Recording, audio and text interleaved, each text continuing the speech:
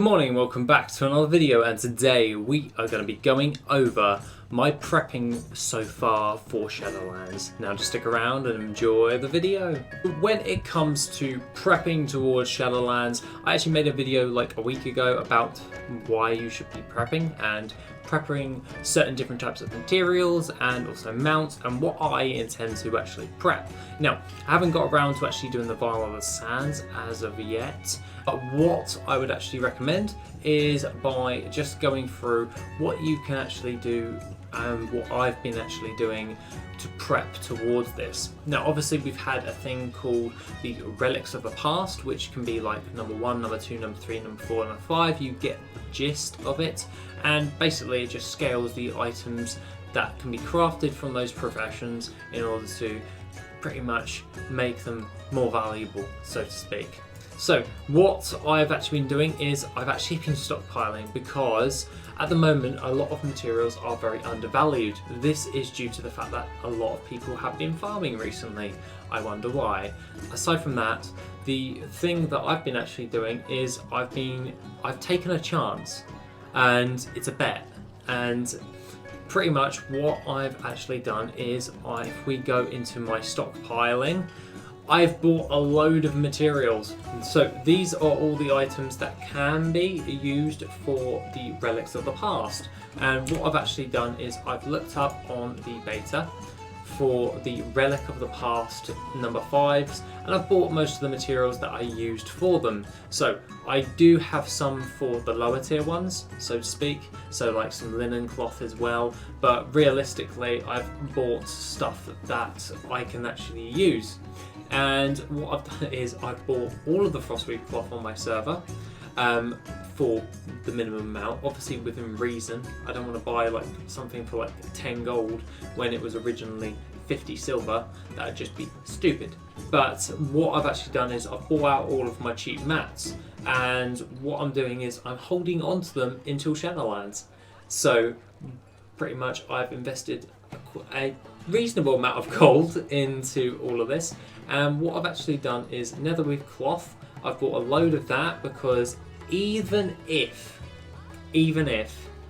the netherweave cloth does not go up in value, I will still have a massive stockpile to turn into bags, and I'll be able to get through that pretty easily. And the investment only cost me like 3,900 and something odd gold in order to buy a lot of this stuff.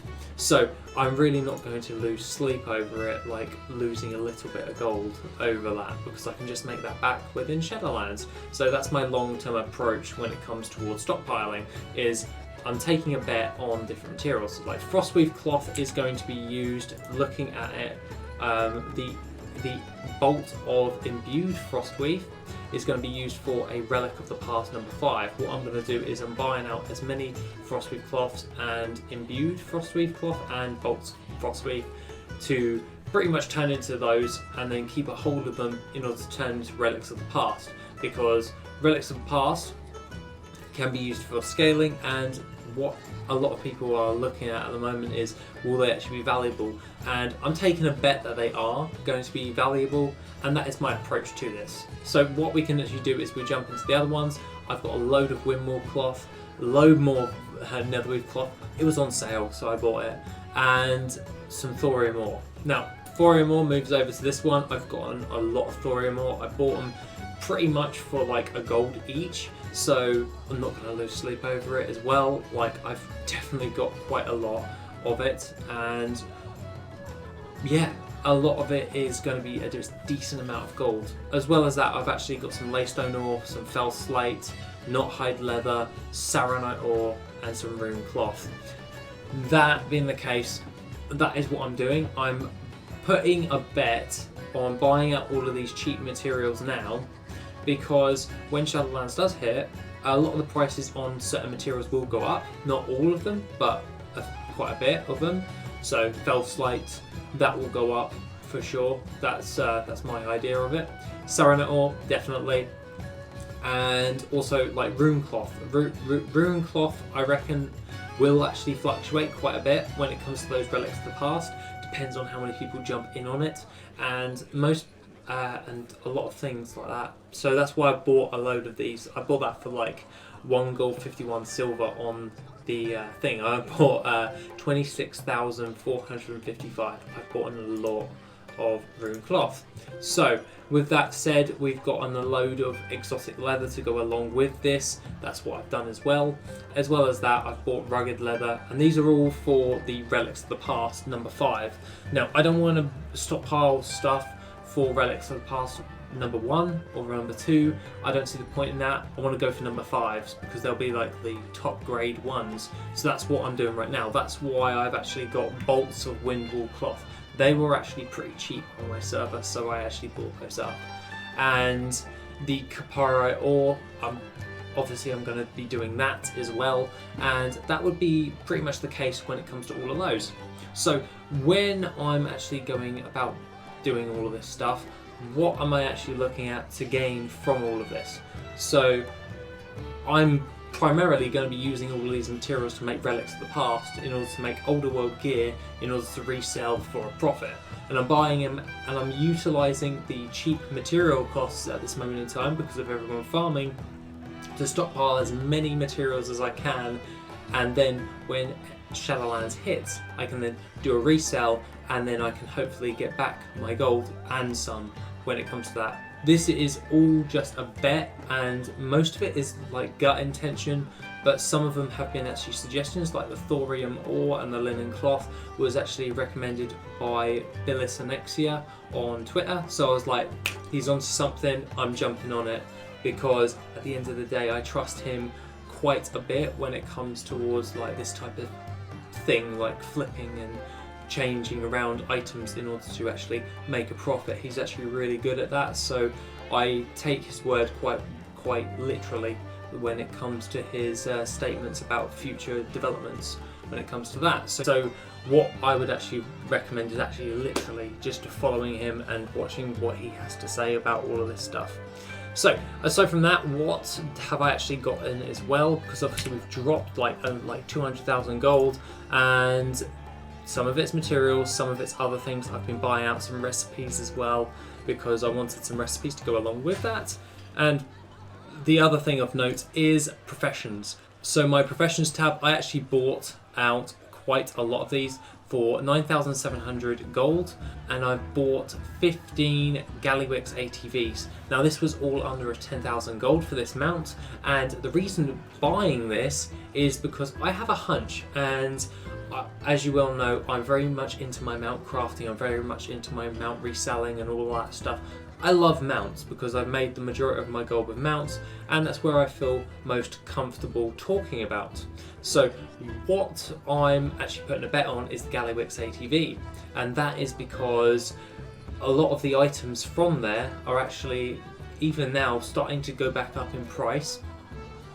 And when Shadowlands hits, less people will be farming those materials. That just makes sense. Everyone's going to be jumping into Shadowlands and farming up the new ores and herbs and all that jazz.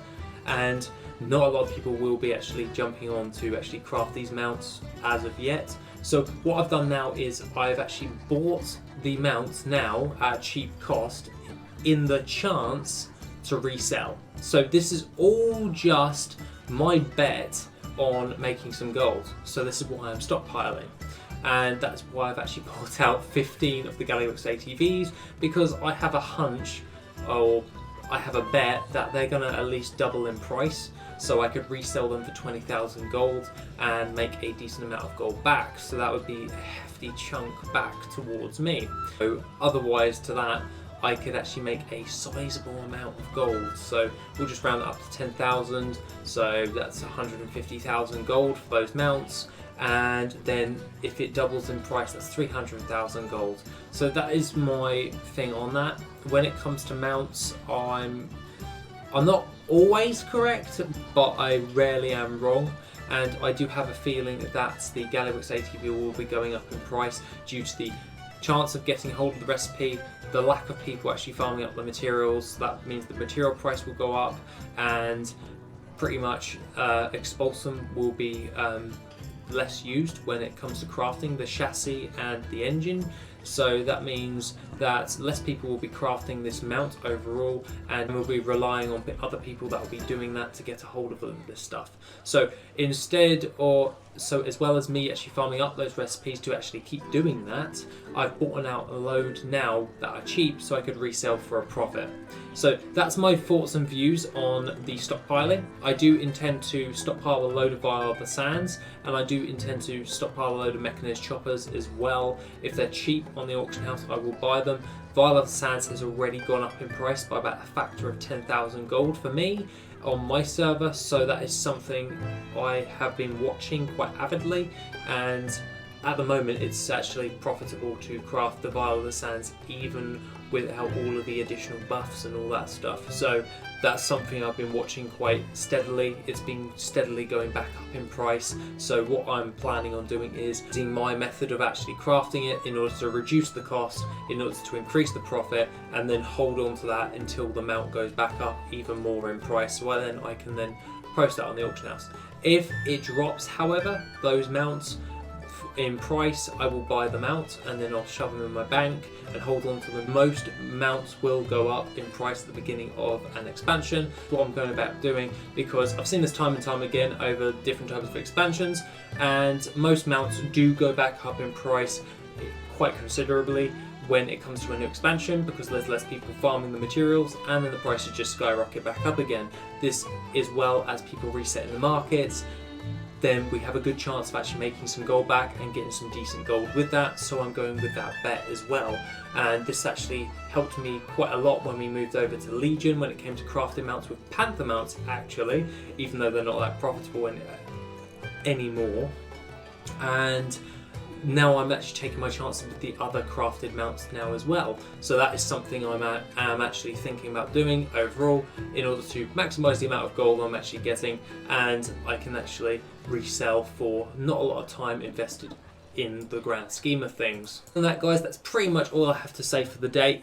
I know this is the kind of me just standing here talking about this, but I really wanted to talk about my mentality on why I'm actually stockpiling certain items I am, and